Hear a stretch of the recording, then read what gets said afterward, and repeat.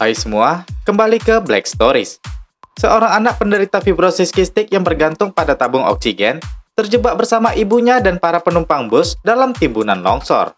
Dengan minim oksigen, para penumpang yang sekarat menjadi tak terkendali dan berusaha merebut tabung oksigen si anak. Bagaimana upaya si ibu menolong anaknya dari para penumpang dan berhasilkah mereka keluar dari longsor mengerikan itu? Langsung kita cari tahu di alur cerita Oksigen 2022 selengkapnya.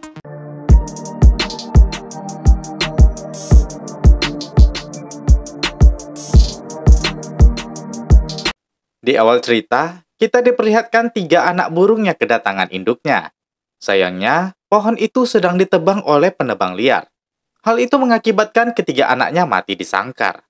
Si burung menangis. Selain kematian anaknya, dia juga kehilangan tempat tinggal, karena pohon-pohon di hutan itu pada ditebangi. Si burung yang menemukan bibit pohon, segera membawanya melewati pabrik-pabrik yang menyebarkan polusi dan limbah. Penggalian di sana-sini, dan kepadatan kota yang tak memiliki tempat untuk pohon. Akhirnya, dia membawa ke sebuah rumah penduduk yang terlihat merawat pohon dengan baik.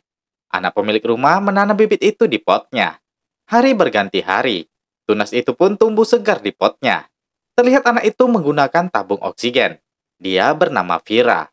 Di rumahnya, ibunya sedang melakukan daring yang membahas tentang tumbuhan. Ibunya ini seorang dosen bernama Parwati. Saat itu, Vira segera memanggil ibunya karena tabung oksigennya hampir habis. Parwati sendiri sedang menjelaskan kalau tumbuhan bisa membunuh. Contohnya akasia. Pada tahun 1975, Afrika dilanda kelaparan. Hewan termasuk rusa juga kekurangan rumput. Rusa saat itu memakan tanaman akasia hingga itu menjadi makanan pokok rusa. Akasia saat itu hampir punah dan tiba-tiba daun akasia menjadi beracun dan mengakibatkan ribuan rusa mati. Itu bisa membuktikan kalau alam bisa kejam jika terancam. Vira sendiri terjatuh karena ingin mengambil alat pemanggilnya. Parwati segera ke kamar anaknya dan segera mengganti tabung oksigen yang habis. Vira hampir saja tak terselamatkan. Parwati menyuruhnya bersiul agar dia bisa bernafas dengan baik. Vira pun terselamatkan. Itulah kehidupan Vira di Coimbatore, Tamil Nadu. Di sisi lain, Kulandai suami seorang napi hari ini dibebaskan. Dia bersiap untuk pulang ke rumah orang tuanya. Dia adalah napi yang dijatuhi hukuman 14 tahun bukan karena kesalahannya. Nasib yang kurang beruntung membuatnya dituduh sebagai kriminal hingga ditangkap. Di sisi lain, seorang pemuda datang ke rumah pacarnya. Yang membuka pintu adalah ayah si pacarnya. Pria ini bernama Rafiq, seorang mahasiswa kedokteran. Dia datang karena ingin bilang kalau dia dan Mitra sudah pacaran semenjak sekolah. Kakak Mitra yang mendengar segera mengusir Rafiq karena dia berasal dari kasta yang berbeda. Di rumah sakit, Parwati bercerita ke dokter tentang dirinya yang lupa mengganti oksigen Vira. Dia takut itu pertanda buruk karena operasi Vira akan dilakukan minggu depan.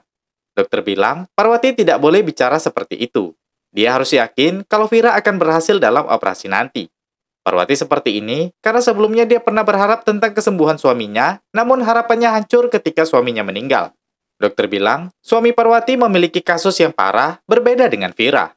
Jadi dia meminta Parwati harus tetap optimis saat operasi Vira di Kochi nanti. Saat di jalan pulang, Vira tampak sedih. Dia bilang ke ibunya, menurut ibu temannya, kemungkinan Vira bertahan hidup hanya 50%. Parwati menyemangati Vira kalau dia akan segera sembuh. Ibunya berjanji, Vira akan bersama ibunya selamanya. Setelah pulang, Parwati mendapat telepon dari adiknya. Adiknya bernama Sadu bilang, dokter ingin mengumpulkan sampel jaringan dari Vira. Jadi Vira harus dalam pengawasan rumah sakit selama 3 hari sebelum dioperasi. Sadu sudah memesan tiket bus untuk Parwati dan Vira menuju ke Cochin. Saat itu di kantor polisi, seorang polisi bernama Kumar ditelepon bandar narkoba. Kumar sebelumnya pernah menggerebek bandar sabu dan menyita barangnya. Nah, si bandar penelpon ini mendapat tawaran dari orang sebesar 8 crore untuk mengambil sabu itu. Kumar setuju. Dia diminta tiba di Palakat malam ini jam 10. Besok sorenya, Parwati dan Vira bersiap untuk berangkat ke Cochin. Di terminal, supir menyuruh kernet untuk membersihkan bus dengan baik. Rafiq ingin menuju ke Cochin dengan bus itu.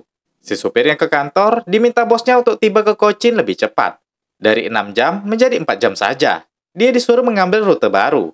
Walau bingung bagaimana bisa sampai cepat, si supir mengiyakan permintaan bosnya. Setelah bus dibersihkan, Rafiq masuk dan mengambil duduk di belakang. Mantan anggota DPR bersama asistennya yang jatuh bangkrut juga naik ke bus itu. Dia diramalkan tak baik bepergian dengan mobil, jadi dia naik bus. Pria bertubuh besar bernama Vijay juga naik bus yang sama. Sebelum berangkat, si supir berdoa dulu. Setelah itu, ia pun segera menjalankan busnya. Di jalan, Parwati dan Vira yang turun dari bajai segera menunggu di halte. Di sebelah mereka ada Kulandai si mantan napi tadi. Kulandai tanya, anak ini sakit apa? Parwati menjelaskan, sejak bayi Vira memiliki penyakit paru-paru. Dia tak bisa bernafas layaknya orang normal. Tak berapa lama, bus pun tiba. Terlihat juga Mitra dan ayahnya ikutan naik. Mitra melirik Rafiq yang memang sudah janjian di bus, namun ayahnya tidak tahu. Sebelum naik, Parwati menyimpan barangnya di bagasi bus. Parwati dan Vira pun segera naik. Begitu juga Kulandai. Terlihat tabung oksigen Vira masih penuh. Bus pun lanjut berjalan. Di pertengahan jalan, polisi bernama Kumar tadi menghentikan bus. Dia tanya, apakah ini kepala kat? Si kernet mengiyakannya. Dia pun segera membawa sabunya untuk segera naik. Di hari yang mulai gelap, terlihat badai mulai terjadi.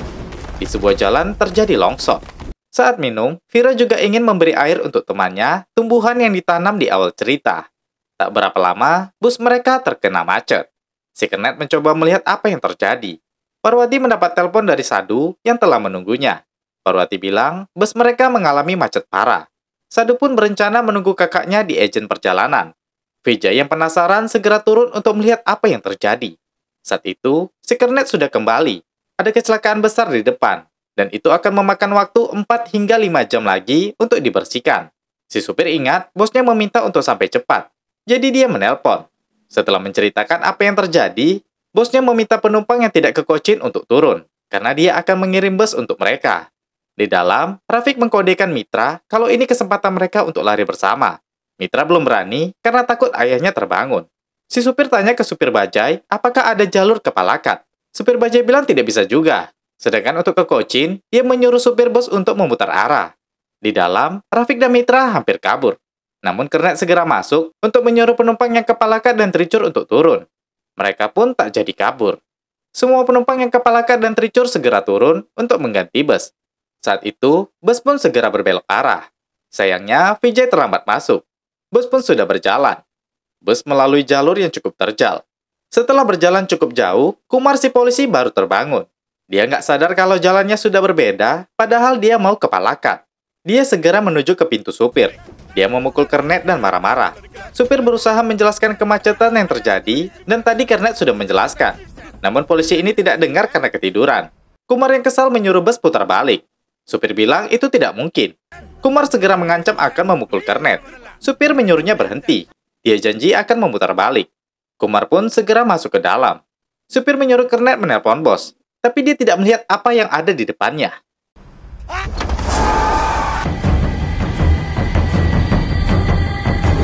Para penumpang jadi terluka karena rem mendadak itu. Kernet pun meminta maaf ke penumpang. Dia segera turun untuk memindahkan batu itu. Karena batu terlalu besar, dia meminta supir untuk memutar saja. Tapi tiba-tiba,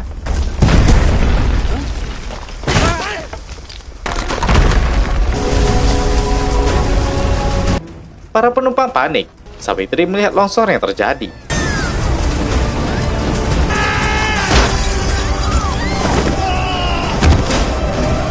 Di sisi lain, Sadu bertanya ke agen kapan bus dari Coimbatore akan tiba. Karena cuaca hujan deras, si agen tak bisa memprediksi. Sadu mencoba menghubungi kakaknya lagi, namun nomornya sudah tak dapat dihubungi. Ternyata para penumpang terjebak dan tertimbun di tanah longsor yang terjadi. Dari 11 orang itu, 1 orang telah tewas yaitu kernet tadi. Ternyata di dalam, asisten mantan DPR tadi juga meninggal, dan tidak tahu keadaan supir di depan. Di sisi lain, Vijay berusaha meminta tumpangan dari truk yang lewat. Ayah dan anak itu mengizinkan asal ada ongkos bayarnya. Kembali ke bus, Kulandai terlihat terluka di bagian perutnya. Parwati ingin menolongnya, namun dia tidak ahli. Rafiq terpaksa maju karena dia mahasiswa kedokteran. Saat itu, dia dilihat ayah Mitra. Si ayah yang marah langsung bertanya apakah dia akan kawin lari dengan anaknya. Parwati menghentikan itu karena ada yang sedang kesakitan. Saat Rafiq periksa, ternyata tulang rusuk Kulandai patah. Dia hanya bisa merawat luka seadanya, karena Kulandai harus segera dibawa ke rumah sakit. Kumar juga mengajak Rafiq yang ingin kawin lari dengan Mitra. Rafiq menariknya untuk berkata sopan. Kumar yang polisi merasa kesal dengan Rafiq.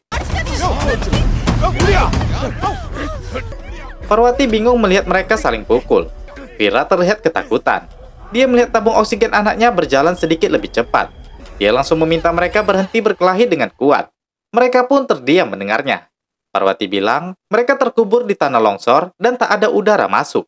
Normalnya, manusia yang hanya berdiam diri membutuhkan 11 liter oksigen. Namun jika mereka bertengkar, mereka semua akan mengalami masalah yang tak terlihat. Apalagi kalau bukan oksigen. Jika mereka berdelapan tetap tenang, maka mereka masih bisa bertahan hidup 12 jam di dalam bus ini. Namun saat itu ada yang hadir.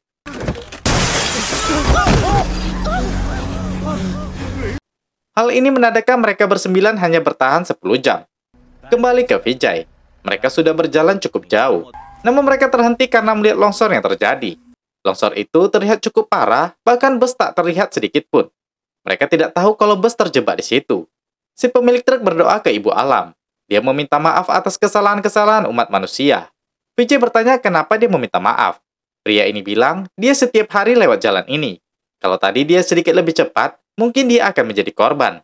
Saat mereka akan kembali, Vijay mendapat panggilan dari agen yang bertanya tentang bus yang tidak ada kabar. Vijay bilang dia ketinggalan bus, namun tasnya masih di bagasi. Bos pemilik bus khawatir karena bus tidak ada kabar. Si supir juga tak bisa dihubungi. Di bus, terlihat supir ketakutan dan menangis histeris. Sawitri bertanya kepadanya, apakah kabin bagasi bisa dibuka? Karena dia berpikir untuk mencari alat yang bisa digunakan untuk bebas dari sini.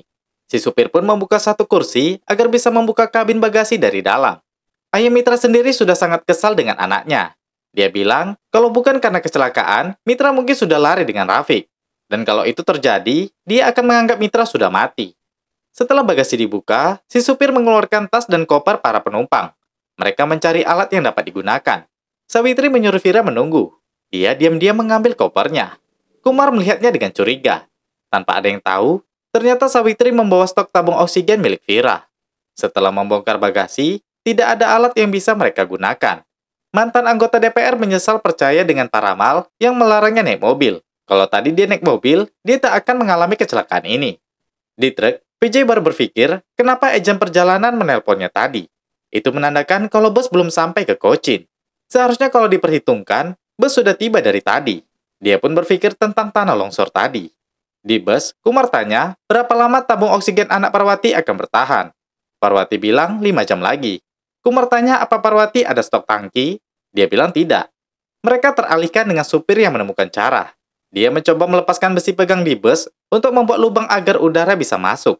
Supir pun segera menusuk ke atas bus dengan besi. Vira tanya apa yang terjadi. Sawitri bilang semua orang sedang menghargai oksigen sama seperti Vira. Jadi Vira harus tetap semangat seperti yang lainnya. Tiba-tiba lampu-lampu di bus pun mulai padam. Kumar menyuruh supir untuk memeriksa. Di luar, Vijay mengabari polisi tentang bus yang kemungkinan terjebak di longsor. Bos pemilik bus pun ditelepon untuk menanyakan lokasi terakhir dari GPS bus. Bos bilang lokasinya di Neliampati. Supir bilang ke Kumar, dia tidak bisa masuk ke ruangan karena celahnya terlalu sempit.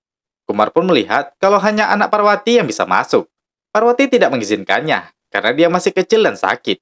Kumar bilang tidak ada siapapun yang di sini bisa masuk kecuali anaknya. Supir bilang tak perlu takut. Sekeringnya ada di bawah kursi supir. Namun Parwati tetap tak mengizinkan anaknya masuk. Vira sendiri bilang ke ibunya, dia bisa melakukannya. Dia ingin membantu. Parwati melarang. Vira bilang, jika semua butuh oksigen, dia yakin ibunya juga butuh. Dia ingin ibunya juga selamat bersamanya. Dia hanya membantu hal kecil yang dia bisa.